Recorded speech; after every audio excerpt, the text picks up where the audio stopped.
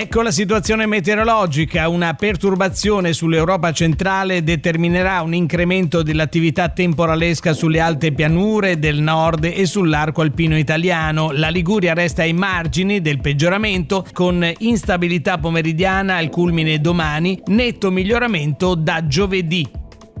Velatura in transito sulla Riviera, mentre sviluppo di rovesci a sfondo temporalesco nel pomeriggio sulle Alpi Liguri e Marittime, in locale estensione alle vallate del profondo, entroterra imperiese, qualche rovescio e colpo di tuono possibile anche sulle vette avetane della Valtrebbia, mentre altrove cieli poco nuvolosi o velati, venti assenti o deboli di direzione variabile, mare calmo a ponente, quasi calmo poco mosso su centro-levante. Temperature ancora stazionarie con valori massimi entro i 33 gradi sulla costa.